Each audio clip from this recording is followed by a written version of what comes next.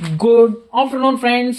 Sorry, evening. Good evening, friends. Today we are going to discuss about the doctor M Nagappa ji के बारे में और स्वतंत्रता होराट में इनका क्या योगदान है और क्या इन्होंने क्या क्या किया स्वतंत्रता ಹೋರಾಟ के लिए बोलकर आज हम पढ़ेंगे.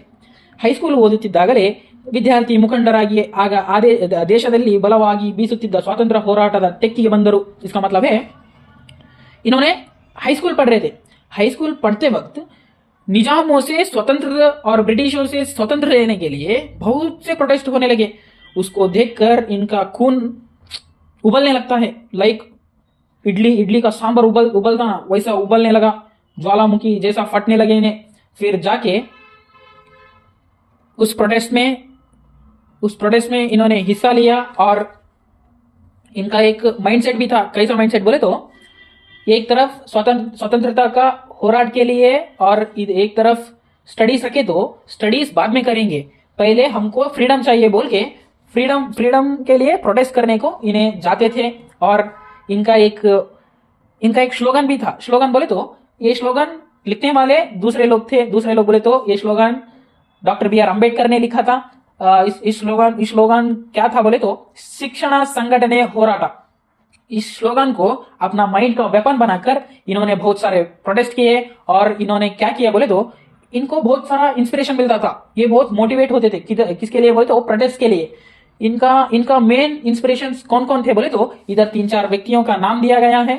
इनका नाम बोले तो बंसीलाल और डॉक्टर राम मनोहर लोहिया और स्फूर्ति आचार्य, नरेंद्र देव, स्वामी दयानंद. वैसे ही बहुत सारे लोग इनके इंस्पिरेशन बने. और इन्होंने इनको कैसे सुने, कैसे पढ़े बोले तो with the help of papers, newspaper से पढ़े और रिकॉर्ड रेडियो से इनको जाने. और बहुत सारे इनके फिलोसफीज और बहुत सारे इनके पॉलिसीज फॉलो करके इन्होंने बहुत अच्छा स्ट्रांग माइंडसेट बना के प्रोटेस्ट करते थे बोल के इधर मेंशन किया गया है.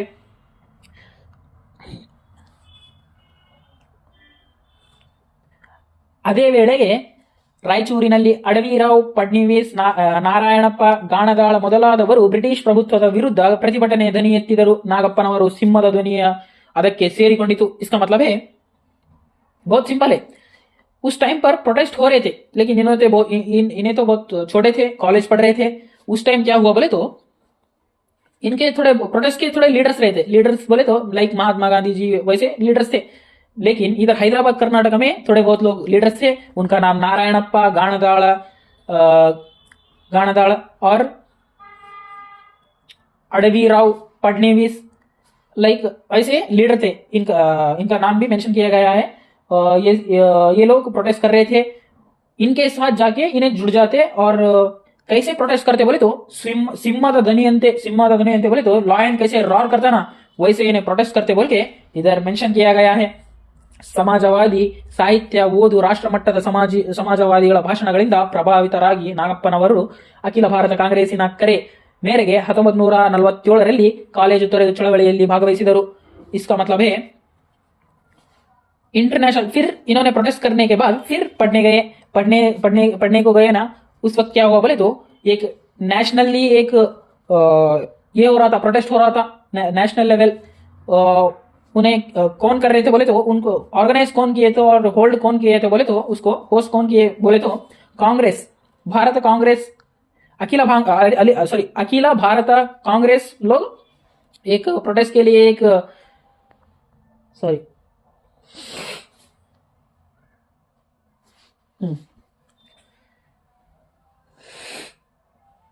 हाँ, ये नेशनल लेवल पर हो रहा था प्रोटेस्ट. और इन्होंने क्या किया बोले तो उस प्रोटेस्ट में ज्वाइन किए. और इधर ईयर भी मेंशन किया गया है कौन सा ईयर में हुआ बोल के. 1947 में हुआ था. इन्होंने कॉलेज छोड़ के फिर से प्रोटेस्ट के लिए ज्वाइन किए. ऐसे ही बहुत सारे प्रोटेस्ट किए इन्होंने.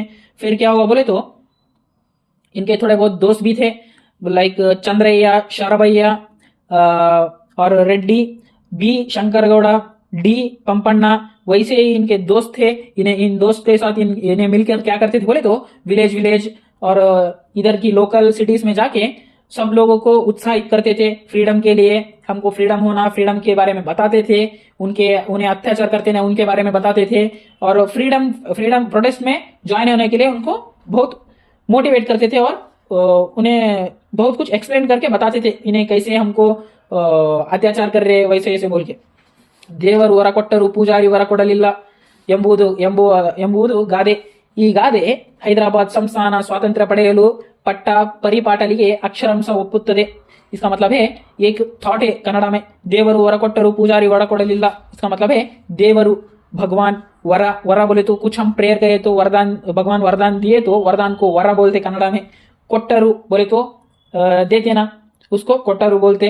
पूजारी वर कोडलिल्ला मतलब भगवान हमको कुछ भी, हम भगवान से कुछ भी मांगे तो उन्हें देते, लेकिन पुजारी उसको पकड़ के रहता बोलकर इधर ऐसा मेंशन किया गया है.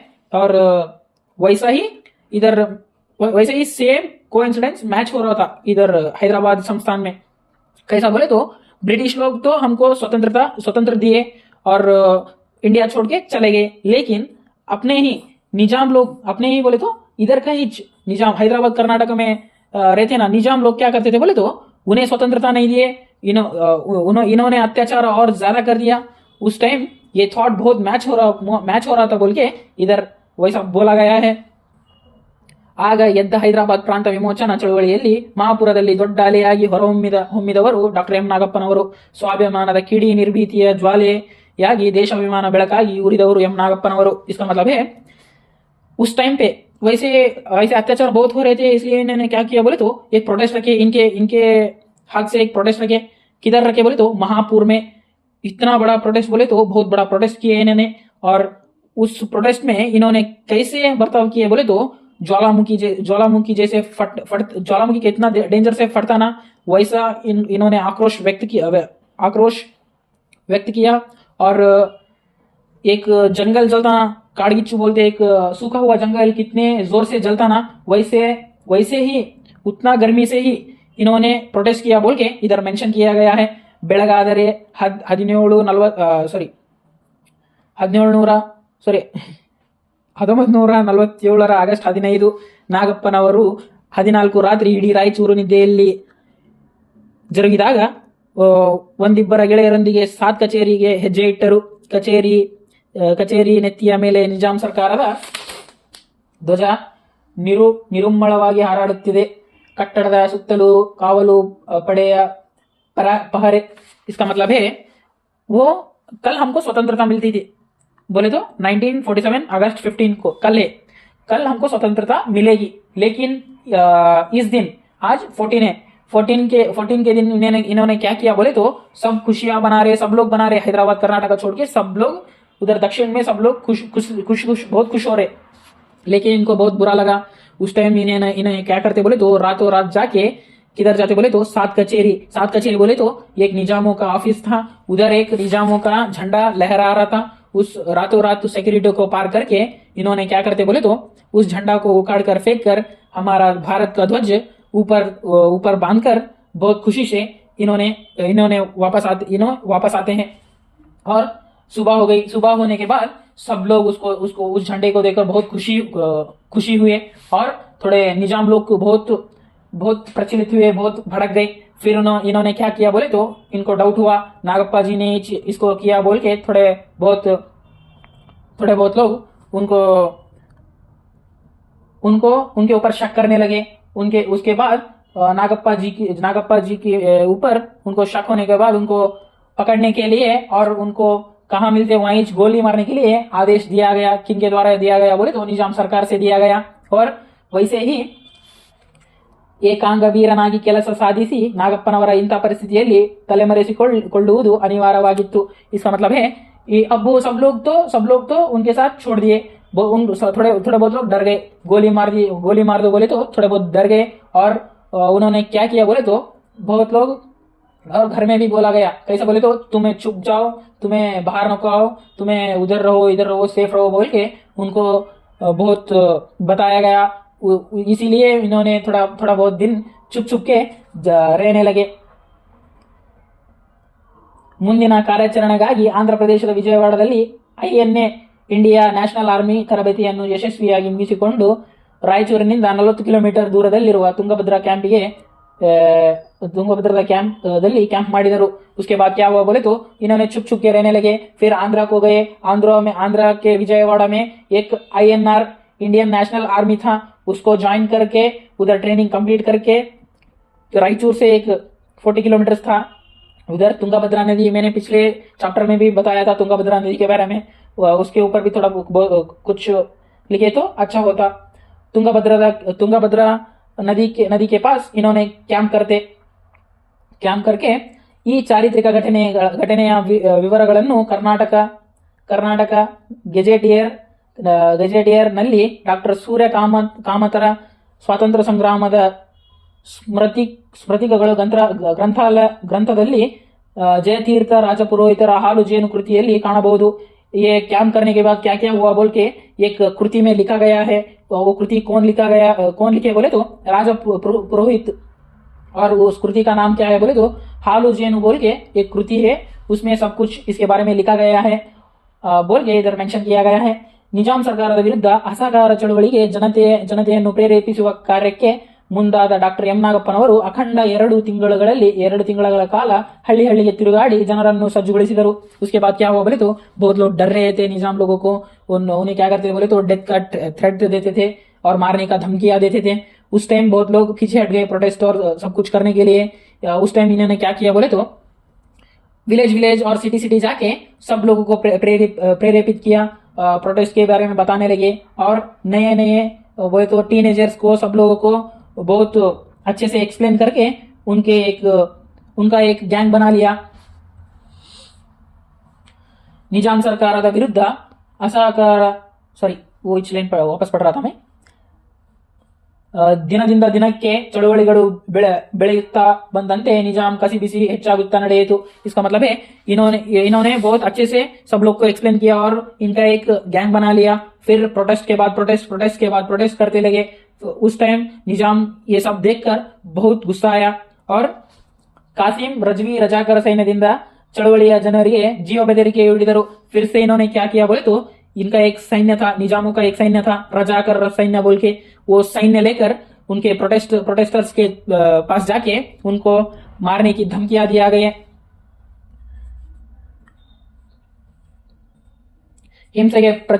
ಹಿಂಸೆ ಮದ್ದು ಎಂದರಿತ ನಾಗಪ್ಪನವರು ಸೊಲ್ಲಾಪುರಕ್ಕೆ ಹೋಗಿ ತರಬೇತಿ ಪಡೆದುಕೊಂಡು ಬಂದರು। इस वक्त क्या हुआ बोले तो उन्होंने मारने की धमकियां दिए और लड़ाई और बहुत कुछ मारने का धमकी दिया ना, उसलिए इन्हें क्या किया बोले तो सोलापुर जाके थोड़ा बहुत कुछ इन्हें भी कुछ डिफेंस सिस्टम के जैसा सीख कर लाइक मारामारी सीख कर वापस आए। उस टाइम पे क्या हुआ बोले तो ಅಲ್ಲಿಂದ ಬಂದ ನಂತರ ನಿಜಾಂ ಸರ್ಕಾರಕ್ಕೆ ನಾಗಪ್ಪನವರ ಒಂದು ದೊಡ್ಡ ಸವಾಲಾಗಿ ಪರಿಣಮಿಸಿದರು। इसका मतलब है इन्होंने उधर जाके सब कुछ सीख के आए।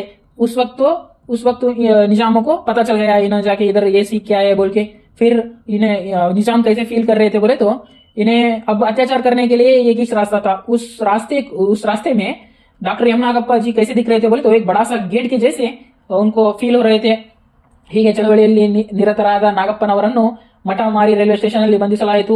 फिर इन्होंने क्या किया बोले तो एक दूसरे माइंडसेट से निजाम लोग क्या करे बोले तो एक रेलवे स्टेशन बोले तो मठामारी बोल के एक रेलवे स्टेशन है, उधर नागप्पा जी को अरेस्ट किया जाता है। अಲ್ಲಿಂದ ಅವರನ್ನು ಯರಗೇರದ ಪೊಲೀಸ್ ಸ್ಟೇಷನ್ ಲಾಕಪ್ಪಿನಲ್ಲಿ ಇಡಲಾಯಿತು। फिर उन्होंने उधर अरेस्ट करके यरगेरा पुलिस स्टेशन के लॉकअप में उनको रखा गया। ಅಲ್ಲಿನ ಸಬ್ ಇನ್ಸ್ಪೆಕ್ಟರ್ ನಾಗಪ್ಪನವರ ಮೇಲೆ ಕರುಣೆ ತೋರಿದರು, ಅದು ಫಲಪ್ರದವಾಗಲಿಲ್ಲ। ಅಲ್ಲಿಂದ ನಾಗಪ್ಪನವರನ್ನು ರಾಯಚೂರು ಜೈಲಿಗೆ ಸೇರಿಸಲಾಯಿತು। उधर क्या हुआ बोले तो उधर एक यरगेरा पुलिस स्टेशन में लॉकअप में रखे इनको। फिर उधर का कांस्टेबल कौन था बोले तो हमारा इंडिया का ही पर्सन था। उन्हें क्या किया बोले तो उनको छोड़ दिया। उस टाइम फिर से पकड़े गए इन्हें नागप्पा जी। फिर उसके बाद क्या हुआ बोले तो उनको रायचूर पुलिस स्टेशन में उनको रखा गया। उधर स्वामी रमानंद तीर्थರು ನಿಜಾಮ ವಿರುದ್ಧ ಹೋರಾಟದಲ್ಲಿ ದೊಡ್ಡ ಹೆಸರು ಪಡೆದಿದ್ದ। फिर क्या हुआ बोले तो उधर सेम इंच लॉकअप पे दो लोगों को रखा गया था उधर। एक लोग कौन थे बोले तो स्वामी रमानंद तीर्थरू बोल के एक जना थे। उन्होंने भी एक क्रांतिकारी फ्रीडम फाइटर थे। उनके साथ इन्हें मिलकर बहुत सारे बातचीत किए, विचारधारों से उन्हें भी इंस्पायर होके उनसे इन्हें इंस्पायर होके बहुत सारे बातचीत कर कर फिर जेल से बाहर आते हैं। लेकिन बोले तो ನಿಜಾಮ್ लोग इनको छोड़ देते हैं। नागप्पनवर मत्ते तुंगाभद्रा कैंप के तेरಳಿದರು। फिर इन्होंने क्या किया बोले तो रायचूर के तुंगाभद्रा में एक कैंप बनाया था ना, उधर उस कैंप पर फिर से जाके कुछ प्लान करने लगते हैं। ಅಲ್ಲಿಂದ ಅದವಾನಿ ಕ್ಯಾಂಪಿಗೆ ಬಂದು ಉತ್ಸಾಹಿ ತರುಣರನ್ನು ಸಂಘಟಿಸಿಕೊಂಡು ರಜಾಕರರು ನೆಲೆಗಳ ಮೇಲೆ ದಾಳಿ ನಡೆಸುತ್ತಿದ್ದಾಗ ಪೊಲೀಸರ ಕೈಗೆ ಸಿಕ್ಕಿಬಿದ್ದರು। इसका मतलब है इन्होंने फिर से गैंग बनाने लगे, फिर से प्रोटेस्ट करने लगे। कैसे बोले तो इन्होंने कितना जिद्दी आदमी थे बोले तो इनको स्वतंत्रता चाहिए बोले तो चाहिए, उतना जिद्दी आदमी थे, उतना छल भी इनके पास था बोल के इधर इनडायरेक्टली बताने जा रहे हैं। और इन्होंने फिर से एक सैन्य बनाया। वो सैन्य किधर बनाया बोले तो अदवानी बोल के एक शहर आता, उधर जाके उधर एक कैंप बना के उधर के लोगों को इकट्ठे कर फिर से प्रोटेस्ट करने लगे। फिर से पुलिस इनको पकड़ लिया, ಅವರನ್ನು ಎಮ್ಮಿಗನೂರು पुलिस ಠಾಣೆಯಲ್ಲಿ ಇಡಲಾಯಿತು। इनको फिर किधर जेल में रखे तो कौन सा जेल में रखे तो ಎಮ್ಮಿಗನೂರು पुलिस ಠಾಣೆ में इनको रखा गया। ಅಲ್ಲಿಂದ ಜೈಲಿಗೆ ಸ್ಥಳಾಂತರಿಸಲಾಯಿತು। ಇವರು ಕಿಡಿಗೇಡಿಗಳೆಲ್ಲ ಸ್ವಾತಂತ್ರ್ಯ ಹೋರಾಟಗಾರರೆಂದು ಅವರನ್ನು ಜೈಲಿನಿಂದ ಬಿಡುಗಡೆ ಮಾಡಲಾಯಿತು। फिर क्या हुआ बोले तो बहुत बड़े बड़े इन्फ्लुएंसर्स बोले तो लाइक फ्रीडम फाइटर्स आके इनको छुड़वा दिया। लाइक क्या बोल के बोले तो इन लोग कुछ बदमाश लोग नहीं है, इन्हें स्वतंत्रता के लिए प्रोटेस्ट कर रहे बोल के सब लोग मिलकर उनको छुड़वा दिया जाता है। निजाम ಮೊಂಡಾಟ ಹಾಗೂ ನವಾಬ್ಗಿರಿಯನ್ನು ಮುರಿಯಲು ಸ್ವತಂತ್ರ ಭಾರತದ ಅಂದಿನ ಗೃಹ ಮಂತ್ರಿ ಶ್ರೀ ಸರ್ದಾರ್ ವಲ್ಲಭಾಯ್ ಪಟೇಲರು ಸೇನೆ ಬಳಸಿ ಹೈದರಾಬಾದ್ ಸಂಸ್ಥಾನದ ಸ್ವತಂತ್ರ ಭಾರತದ ವಿಲೀನಗೊಳಿಸಿದರು। ಈ ಸಂದರ್ಭದಲ್ಲಿ ಛಲಬಿಡದ ವಿಕ್ರಮನಂತೆ ಹೋರಾಡಿದ ಎಂ ನಾಗಪ್ಪನವರು ಧೈರ್ಯ ಮತ್ತು ಸಾಹಸ ಅತ್ಯಂತ ಶ್ಲಾಘನೀಯವಾದದ್ದು। इसका मतलब है इनको सब लोग को पता चल गया, बोले तो बड़े बड़े लीडर्स को पता चल गया ये इन लोग रायचूर में ऐसे अत्याचार कर रहे और उन लोग को चैन से जीने नहीं दे रहे बोल के। फिर वैसे ही श्री सरदार वल्लभ भाई बोले तो होम मिनिस्टर थे तब सरदार वल्लभ भाई पटेल जी ने, उन्हें क्या किया बोले तो उनका सैन्य भिजवा कर इनके साथ मिलवा कर इनको स्वतंत्रता दिया बोल के इधर मेंशन किया गया है। पिछले चैप्टर में भी मैंने बताया था श्री सरदार वल्लभ भाई पटेल ने सरदार वल्लभ भाई पटेल जी भी बहुत हेल्प किए स्वतंत्रता के लिए बोल के पिछले चैप्टर में भी मैंने मेंशन किया था। और पिछले चैप्टर में बहुत कुछ लड़ाई और बहुत कुछ प्रोटेस्ट हुए ना, उस प्रोटेस्ट में भी इन लोग शामिल थे बोल के इधर मेंशन किया गया है। फिर नागप्पा जी के न्यायवादी बोले तो इन्हें कितने सत्य के साथ ठहरते थे बोल के इधर दिया गया है। ವೃತ್ತಿ ಗೌರವ ಮತ್ತು ವೃತ್ತಿಯಲ್ಲಿ ದೇವರನ್ನು ಕಾಣುವ ವ್ಯಕ್ತಿತ್ವ ನಾಗಪ್ಪನವರದಾಗಿತ್ತು। इसका मतलब है काम में भगवान ढूंढना, बोले तो उनका काम में भगवान और इंसानियत और सुख ढूंढना इनका काम हुआ था। वकील वृत्ति नागप्पनवर अत्यंत प्रिय वृत्ति। इनको वकील बन के काम करने में बहुत अच्छा लगता था। ಈ ವೃತ್ತಿಗೆ ಅವರ ಹಣ ಗಳಿಕೆ ಸಾಧನೆ ಬಂದಿರಲಿಲ್ಲ, ಜನಸೇವೆ ಮಾಧ್ಯಮವಾಗಿ ಒದಗಿ ಬಂದದ್ದು। ಈ ಭಾಗದ ಜನತೆ ಸುದೈವವೇ ಸರಿ, ಹಣ ಗಳಿಕೆ ಇಲ್ಲದ ಅಧಿಕಾರ ಅವರಿಗೆ ಗುರಿಯಾಗಿದ್ದರೆ ಅವರು ತಮ್ಮ ಡೆಪ್ಯೂಟಿ ತಹಶೀಲ್ದಾರ್ ಹುದ್ದೆಗೆ ರಾಜೀನಾಮೆ ಕೊಟ್ಟು ಕಾನೂನು ವ್ಯಾಸಂಗ ಆಯ್ಕೆ ಮಾಡಿಕೊಳ್ಳುತ್ತಿರಲಿಲ್ಲ। इसका मतलब है इनका ये काम कितना प्रिय था बोले तो इनको कुछ पैसों का परवाह नहीं था। और इन्हें कैसे काम करते थे बोले तो सब सोशल और समाज के लिए और अच्छा हितासक्ति लेके काम करते थे बोल के इधर मेंशन किया गया है। इनको एक स्पेशल ऑफर्स भी आए थे, उसको छोड़कर इन्होंने यही काम कंटिन्यू करते गए। ಹೀಗಾಗಿ ಅವರ ಪ್ರಥಮ ಆದ್ಯತೆ ವಕೀಲ वृत्तियागित्तु। इसका मतलब है इनका फर्स्ट प्रायोरिटी वकील के काम में दिया जाता था बोल के इधर मेंशन किया गया है। ಅವರು ಕೇಸು ನಡೆಸುತ್ತಿದ್ದ ರೀತಿ, ಅದಕ್ಕಾಗಿ ಹಗಲಿರುಳು ಮಾಡಿಕೊಳ್ಳುತ್ತಿದ್ದ ಪೂರ್ವ ಸಿದ್ಧತೆಗಳು, ಕೇಸಿನ ಕುರಿತಾಗಿ ಅವರು ಮಂಡಿಸುತ್ತಿದ್ದ ವಾದಗಳು ಇಂದಿನ ಯುವ ವಕೀಲರಿಗೆ ನಿಜಕ್ಕೂ ಅನುಕರಣೀಯವಾದದ್ದು। इसका मतलब है इन्हें एक केस लिए तो इन्हें तो वकील थे, इन्हें केस लेके उधर वादा बोले तो केस लेके कोर्ट में जाते थे बोले तो तब सब लोग आश्चर्य होते थे, इतना डीप स्टडी और इतना डीप रिसर्च करते थे केस के बारे में इन्हें। और ವಕೀಲರೆಂದರೆ ನಾಗಪ್ಪನವರು, ನಾಗಪ್ಪನವರೆಂದರೆ वकील, इसका मतलब है वकील साहब बोले तो नागप्पा जी, नागप्पा जी बोले तो वकील साहब, और न्याय बोले तो नागप्पा जी, वकील साहब बोले तो न्याय बोल के रायचूर में बहुत फेमस हो गए थे इन्हें। और इन्हें केस कैसे जीतते थे बोले तो एक कैसे जीतते थे बोले तो इन्हें केस लिए तो कंफर्म जीतते थे, कभी भी हार का मुंह नहीं दे के बोल के इधर मेंशन किया गया है।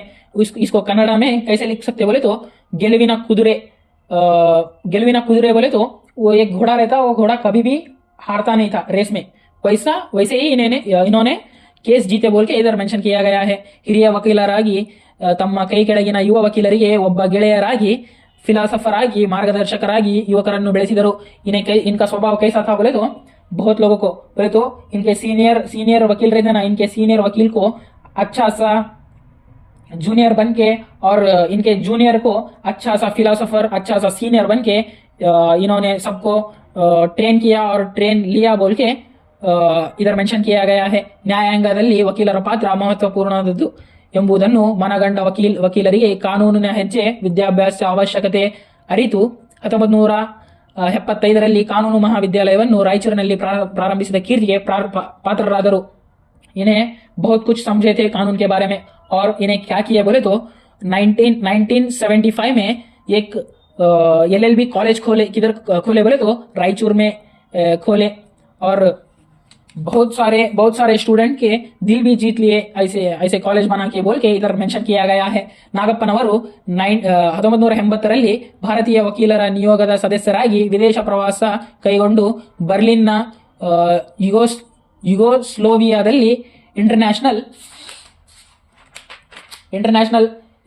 ಎಕಾನಮಿಕ್ ಆರ್ಡರ್ विषयದ ಕುರಿತು ಪ್ರಬಂಧ ಮಂಡಿಸಿ ಅಪಾರ ಮೆಚ್ಚುಗೆಯನ್ನು ಗಳಿಸಿದರು। इसका मतलब है कि नागप्पा जी क्या करते बोले तो 1980 में एक वकील समुदाय से एक इंटरनेशनल टूर रहता और इंटरनेशनल एक प्रबंध रहता। उस प्रबंध में इन्हें किधर जाते बोले तो बर्लिन युगोस्लोविया बोल के एक कंट्री रहता। उधर जाकर एक टॉपिक के ऊपर इन्हें प्रबंध देते हैं। वो टॉपिक का नाम क्या है बोले तो इकोनॉमिक ऑर्डर। उसके ऊपर इन्हें प्रबंध लिखते और प्रबंध लिख के बहुत सारा ಪಾಪ್ಯುಲಾರಿಟಿ भी इन्हें लेते बोल के इधर मेंशन किया गया है। ಸಿವಿಲ್, ಕ್ರಿಮಿನಲ್, ಸೇವಾ ಹಾಗೂ ಕಾರ್ಮಿಕ ಪ್ರಕರಣಗಳಲ್ಲಿ ಪಾಂಡಿತ್ಯ ಹೊಂದಿದ್ದ ಇವರು ಅನೇಕ ಉಲ್ಲೇಖ ಪ್ರಕರಣಗಳನ್ನು ನಡೆಸಿರುತ್ತಾರೆ।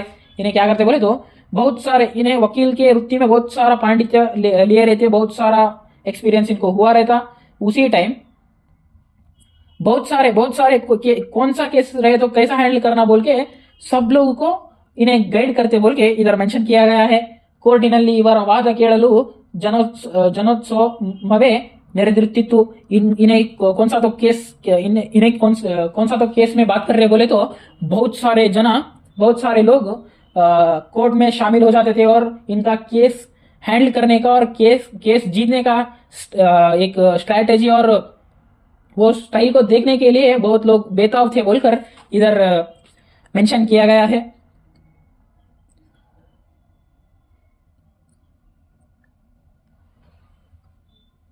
ಸುದೀರ್ಘ 5 ದಶಕಗಳ ವಕೀಲ್ ವೃತ್ತಿಯ ಸೇವೆಯಲ್ಲಿ ಕರ್ನಾಟಕ, ಆಂಧ್ರ ಪ್ರದೇಶ ಹಾಗೂ ಗುಜರಾತ್, ಮಹಾರಾಷ್ಟ್ರ, ಕೇರಳ, ತಮಿಳುನಾಡು ರಾಜ್ಯಗಳಲ್ಲಿ ವಿವಿಧ ಪ್ರಕರಣಗಳನ್ನು ನಡೆಸಿ ಕಕ್ಷಿದಾರರ ಮನಗೆದ್ದ ಇವರು पड़ेगा कीर्ति अपारा। इसका मतलब है कि इन्हें बहुत सारे केसेस जीते। कैसे केसेस बोले तो different many types of cases जीते। वो भी किधर जीते बोले तो महाराष्ट्र, आंध्र प्रदेश, गुजरात, कर्नाटक, केरल, तमिलनाडु, ये सभी राज्यों में केसेस जीते बोल के इधर मेंशन किया गया है। और इनका एक्सपीरियंस, वकील वृत्ति में कितना एक्सपीरियंस था बोले तो 5 दशक, बोले तो 50 साल तक इन्होंने ये वकील का काम किया बोल के इधर मेंशन भी किया गया है। ಬಡವರು ಕೇಸ್ಗಳನ್ನು ತಂದರೆ ಹಣದ ಮುಖವನ್ನು ಇವರು ಎಂದೂ ನೋಡಿದವರಲ್ಲ। इसका मतलब है कोई गरीब आदमी आकर इनको कुछ केस के बारे में बताया और केस के लिए केस जीतने के लिए बोले तो उन्हें पैसों का मुंह नहीं देखते थे। उन्हें न्याय का मुंह देखकर ಕೇಸ್ ಜಿತಾಕರ್ ದೇತೆ थे बोल के इधर मेंशन किया गया है. ಕಾರ್ಮಿಕರು ಶೋಷಿತರ ಪರವಾಗಿ ನಿಂತು ಹೋರಾಟ ಮಾಡಿ ನ್ಯಾಯ ಒದಗಿಸುವ ಇವರಿಗೆ ಎಲ್ಲಿಲ್ಲದ ಉತ್ಸಾಹ. इनको कौन सा इनको मजा किसमें मजा आता था बोले तो इनको कार्मिका बोले तो एक लेबर्स लोगों को और शोषिता बोले तो कौन तो एक अत्याचार किसको तो अत्याचार हुआ है तो उनके साथ खड़ा होकर उनको न्याय दिलाने में इन्हें बहुत उत्साह रहते थे बोल के इधर मेंशन किया गया है. ನಯ ವಿನಯ ಪ್ರೀತಿ ಅಂತಃಕರಣದಿಂದ ಹಿರಿಯ ವಕೀಲರ ಪ್ರೀತಿಯನ್ನು ಹಿರಿಯ ವಕೀಲರ ಗೌರವವನ್ನು ಗಳಿಸಿಕೊಂಡಿದ್ದರು. इसका मतलब है इन्हें बहुत सारा केस जीत के फुल प्राउड फील करते थे और प्राउड फील कराते थे. किनको प्राउड फील कराते थे बोले तो इनके सीनियर वकील साहब को और इनके जूनियर को भी बहुत प्राउड फील कराते थे. ಡಾಕ್ಟರ್ ಎಂ ನಾಗಪ್ಪನವರು ಗರಡಿಯಲ್ಲಿ 100ಕ್ಕೂ ಮಿಗಿಲಾಗಿ ಹಿರಿಯ ವಕೀಲರು ಕಾರ್ಯನಿರ್ವಹಿಸಿದ ಅನುಭವ ಪಡೆದು ಸಮಾಜದ ವಿವಿಧ ರಂಗಗಳಲ್ಲಿ ಸೇವೆ ಸಲ್ಲಿಸುತ್ತಿರುವುದು ಕಂಡುಬರುತ್ತದೆ. इसका मतलब है इन्हें बहुत सारे इनके जूनियर्स थे ना, उनको बहुत सारे गाइडेंस देकर उनको भी अपने जैसा बनाकर बहुत सारे केस जीते बोल के इधर बताया गया है. ವಿಶ್ರಾಂತಿ ನ್ಯಾಯಮೂರ್ತಿ BS ರಾಯಕೋಟೆ, ಜಿಲ್ಲಾ ನ್ಯಾಯಾಧೀಶರುಗಳಾದ ಶೇಖರ್ ಗೌಡ ಪಾಟೀಲ್, ಚಂದ್ರಶೇಖರ್ ಪಾಟೀಲ್ ಮತ್ತು ಶಿವನ್ಗೌಡರ ಹೆಸರುಗಳು ಗಮನಾರ್ಹ. ಇನ್ನುಳಿದ ಅನೇಕ ಕಿರಿಯ ವಕೀಲರ ಜಿಲ್ಲಾ ಸರ್ಕಾರಿ ವಕೀಲರಾಗಿ ಸಾರ್ವಜನಿಕ ಅಭಿಯೋಜನೆ ಸೇವೆ ಸಲ್ಲಿಸುತ್ತಿದ್ದಾರೆ. इसका मतलब है इनके सीनियर वकील लोग कौन कौन थे बोले तो पाटिल चंद्रशेखर और शिवन गौड़ा और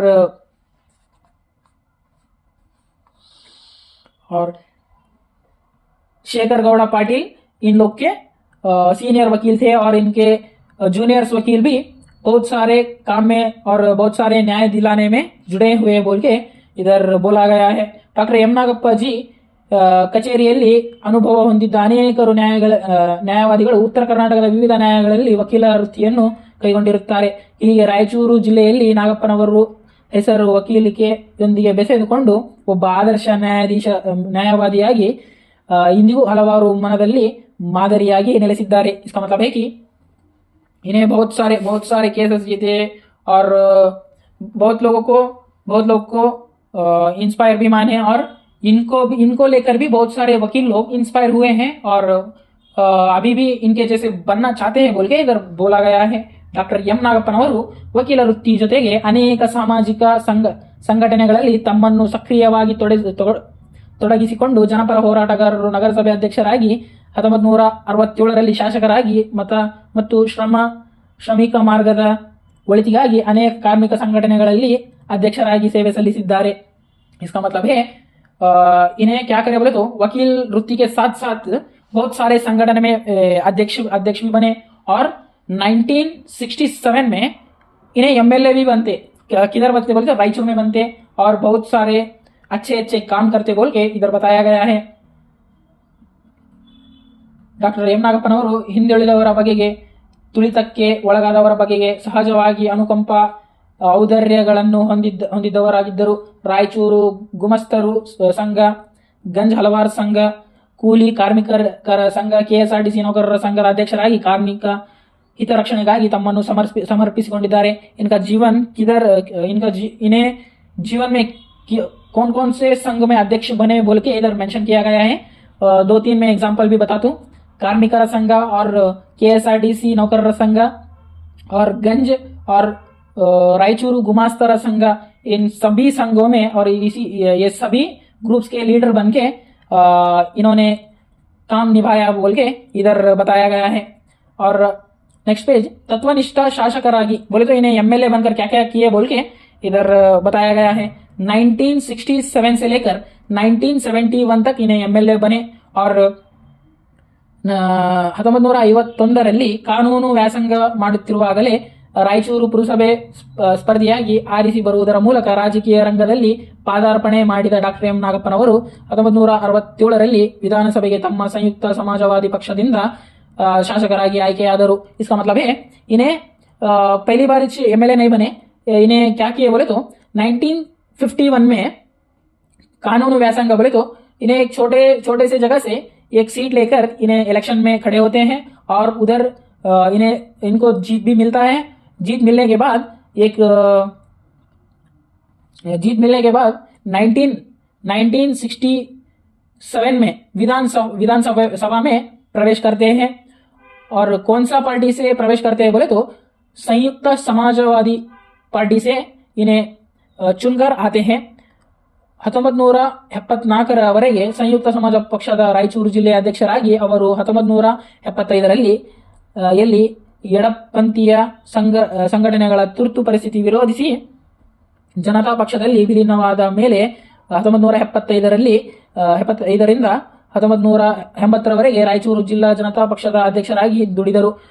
आफ्टर इन्हें क्या किया बोले तो मैंने बोला था एक संयुक्त समाज पार्टी बोल के, उस पार्टी का अध्यक्ष भी बनते। कब बनते बोले तो 1974 में इन्हें बनते और 1975 से लेकर 1980 तक इन्होंने उसका लीडर बोले तो उस पार्टी का अध्यक्षता लेकर बहुत सारा अच्छे काम किए बोल के इधर बताया गया है।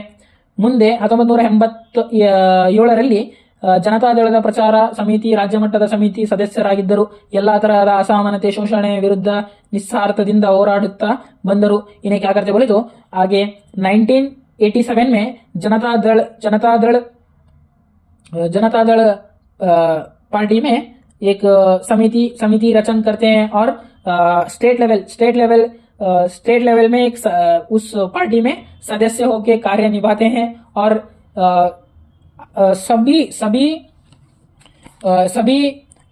सभी कौन कौन अत्याचार में विलीन बोले तो कौन कौन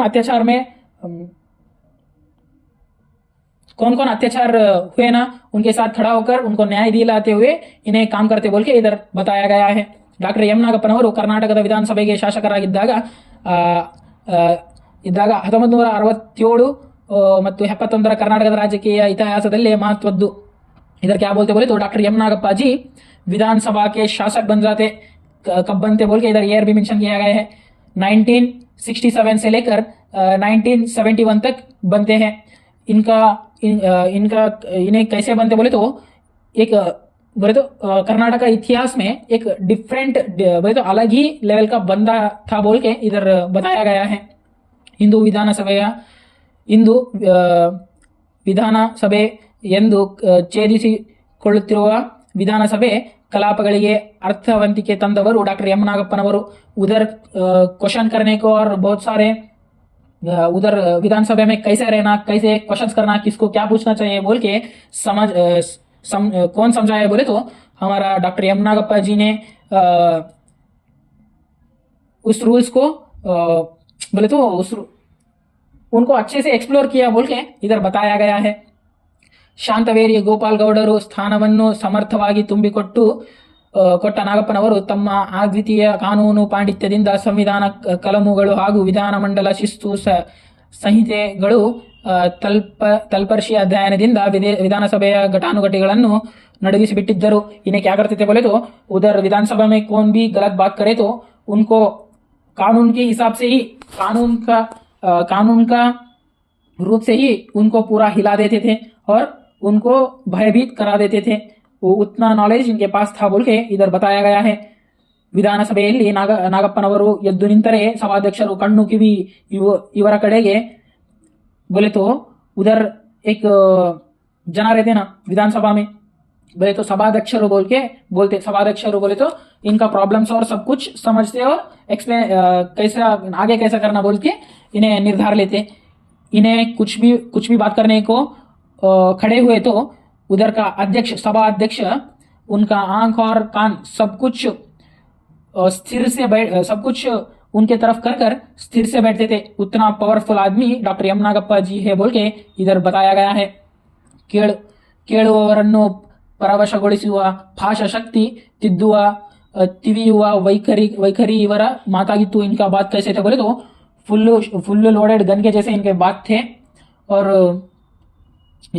कितना अच्छे से बात करे तो अच्छे से भी बात करते थे। उन्हें विरोध करके बात करे तो उनसे भी विरोध करके और कानून को हाथ में लेकर स्ट्रांग से बात करने वाले भी इन्हें थे बोल के इधर बताया गया है।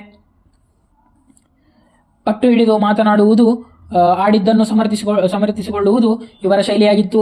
इन्हें कभी भी गलत बात नहीं करते थे और करे तो भी उनको उसको समझकर अच्छे से समर्थन करने वाला व्यक्ति इन्हें थे बोल के इधर बोला गया है। ಕಂಗೊಳಿಸುತ್ತಿದ್ದ ಎಂಬುದನ್ನು ಶಾಸಕರಾಗಿ ನಾಗಪ್ಪನವರ ವ್ಯಕ್ತಿತ್ವ ವಿಧಾನಸೌಧದ ಒಳಹೊರಗೆ ಹೇಗೆ ಕಂಗೊಳಿಸುತ್ತಿತ್ತು ಎಂಬುದು 1967 ರಿಂದ 1971 ಅವಧಿಯಲ್ಲಿ ರಾಜ್ಯದ ಪ್ರಮುಖ ದಿನಪತ್ರಿಕೆಗಳಲ್ಲಿ ದಾಖಲಿಸಿವೆ। इसका मतलब है इन्हें कैसे उधर वादा करते थे बोले तो बहुत सारे बोले तो स्टेट लेवल और नेशनल लेवल के न्यूज़पेपर में भी इनके विचार और इनके क्वेश्चंस और इनके आंसर भी दिया गया है। For example Kannada Prabha newspaper में दिया गया है। दो इधर 4 एग्जाम्पल भी दिया गया है कौन से बोल के ವಿರೋಧ ಪಕ್ಷದ ಸಭೆಯಲ್ಲಿ ನಿಯಮಾವಳಿಗಳ ಮೇಲೆ ಹೆಚ್ಚು ಕಡಿಮೆ ಪ್ರಭುತ್ವವನ್ನು ಸ್ಥಾಪಿಸಿರುವ ಸದಸ್ಯರೆಂದರೆ ರಾಯಚೂರಿನ ಸಂಯುಕ್ತ ಸೋಶಿಯಾಲಿಟಿ सदस्यರು। और विरोध पक्ष का बोले तो कौन भी अपोजिशन पार्टी वाले क्वेश्चन करे तो उनको टक से वापस आंसर देके उनको वापस क्वेश्चन देने वाला कैपेसिटी इनके पास था बोल के इस न्यूज़पेपर में दिया गया है। ಶ್ರೀ ನಾಗಪ್ಪನವರು ವಿಧಾನಸಭೆಗೆ ಹೊಸಬರು ಕೆಲವೇ ದಿನಗಳಲ್ಲಿ ನಿಯಮಾವಳಿಗಳನ್ನು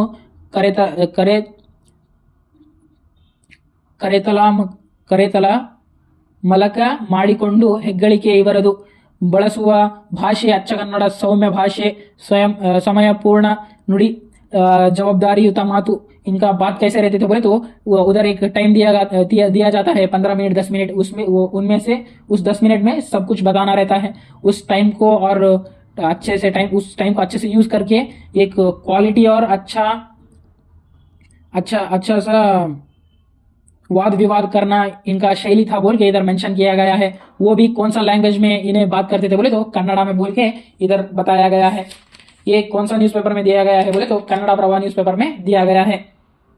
संयुक्त सोशलिटी पार्टिಯ ಎಂ ನಾಗಪ್ಪನವರು ಚತುರಮತಿಯ ವಕೀಲರಿರುವಂತೆ ಹಿತಗತಿಯ सांसती ಮತ್ತು ಮಿತಗತಿಯ ಲೇಖಕರು ಹೌದು।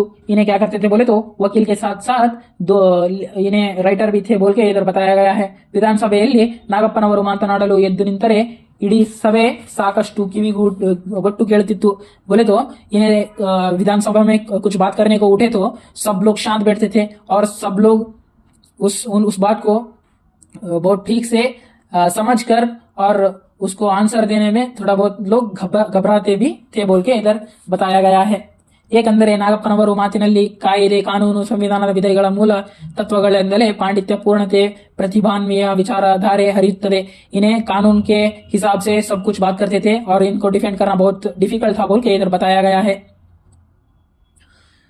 ಕಳೆದ 23 ವರ್ಷಗಳಿಂದ ಸೋಷಲಿಸ್ಟ್ ರಾಗಿ ಉಳಿದು ಬೆಳೆದಿರುವ ನಾಗಪ್ಪನವರಿಗೆ ಪಕ್ಷವನ್ನು ಎಲ್ಲಾ ಸಂದರ್ಭಗಳಲ್ಲಿಯೂ सचेतनವಾಗಿಡುವ ಸಹಜ ಸಾಮರ್ಥ್ಯಗಳಿವೆ। इसका मतलब है कि इन्हें उस पार्टी पे कौन सा भी कुछ भी दोष आए तो भी उसको अच्छे से एनालाइज करके उसको उस प्रॉब्लम को ठीक करने का सामर्थ्य इनके पास था बोल के इस पत्रिका में बताया गया है। उस पत्रिका नाम है जनप्रगति और ये एक वीकेंड पत्रिका भी था बोल के इधर बताया गया है। और ಶಾಸಕರೆಂದರೆ ಹೇಗಿರಬೇಕೆಂಬುದಕ್ಕೆ ಶ್ರೀ ನಾಗಪ್ಪನವರು ವ್ಯಕ್ತಿತ್ವ ಆದರ್ಶಪ್ರಾಯವಾದದ್ದು। ಅವರು ಶಾಸಕರಾಗಿದ್ದ ಸಮಯದಲ್ಲಿ 67 ಚುಕ್ಕಿ ಗುರುತಿನ ಪ್ರಶ್ನೆ, 18 ತುರ್ತು ಸೂಚಿತ ಪ್ರಶ್ನೆಗಳು ಹಾಗೂ 240 ಉಪ ಪ್ರಶ್ನೆಗಳನ್ನು ಕೇಳಿದ್ದಾರೆ। इसका मतलब है कि विधानसभा में इन्हें कितने क्वेश्चंस करते थे बोले तो छोटे क्वेश्चंस बोले तो स्मॉल क्वेश्चंस टोटल एक दिन में भी बोल सकते हैं और पूरा इनके बोले तो इन्हें विधानसभा में कितने देर तक रहे ना उतने दिन तक इन्हें कितने सवाल किए बोले तो कितने सवाल खड़े किए बोले तो छोटे सवाल टोटल 67 छोटे सवाल और 18 तुर्त बोले तो एक इमरजेंसी क्वेश्चंस रहते ना वैसे क्वेश्चंस पूछे। और उप प्रश्न बोले तो इनके ऊपर उप प्रश्न बोले तो इनके ऊपर और भी प्रश्न पूछे गए। कितने प्रश्न पूछे बोले तो इनके ऊपर उप प्रश्न कितने पूछे बोले तो 240 तक उप प्रश्न पूछे बोल के इधर बताया गया है। ಪ್ರತಿಭಾವಂತ ಸಂಸದೀಯ ಪಟ್ಟು ಎಂದು 2002 ಕರ್ನಾಟಕ ಸರ್ಕಾರ ಗೌರವಿಸಿದೆ। कर्नाटका सरकार इनको बहुत सारा बहुत सारा सम्मान भी दिया है और बहुत सारा